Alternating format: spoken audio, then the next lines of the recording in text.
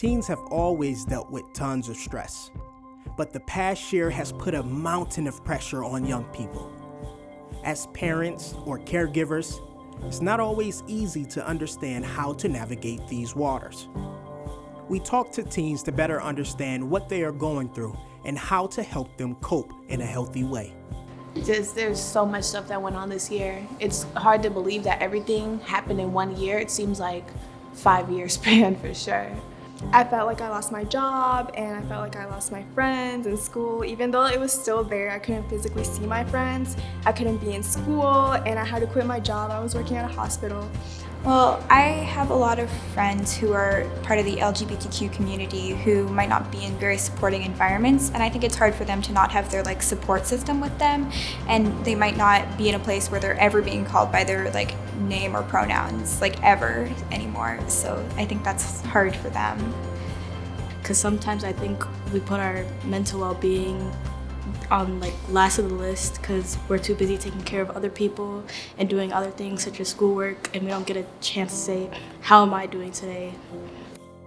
To help our teens cope, we need to understand how they are being affected. We start by digging to the root of what's challenging them, and then we can begin to address the problems. Starting that first line of communication can be challenging. We ask teens how they communicate with their parents or caregivers best. My mom is in healthcare, and so she was able to be a listening ear when my sister and I were going through depression and anxiety, and she kind of created that safe space for us to talk about our issues. When I talk to my family about my mental health, I do it via text because it's more comfortable for me. I'm going to be totally honest. I do not talk about my mental health with my parents because I just feel like I don't want them to worry about me. But with my friends, we're very open towards each other, and mental health is everything. I think the biggest barrier within talking about mental health with your friends or your family is dealing with the stigma that surrounds it.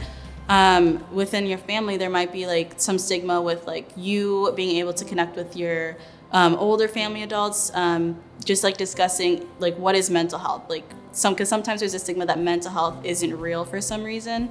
I feel like a lot of people struggle with opening up to their friends and their family, and a reason for that might be they're afraid of their responses, they're afraid of what could happen, and they're afraid of being looked at a certain way. So just negating all those fears and negating all those barriers and dealing with mental health.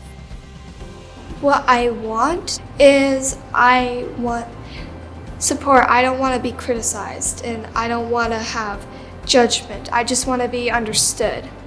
And what I need is, most of the time, I need someone that I can truly talk to and someone that I could just feel like I could run up to and hug if I'm ever in a bad mood.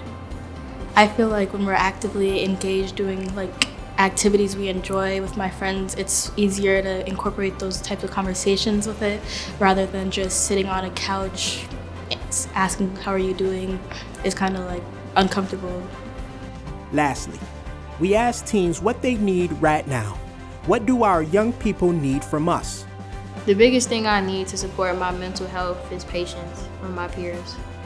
What I need from my family and friends to support my well-being is for them to just listen when I'm feeling down or if I'm feeling mad. Just let me go and say what I need to say and say what I'm thinking. I find that if I just keep it within, I just get even more down on myself.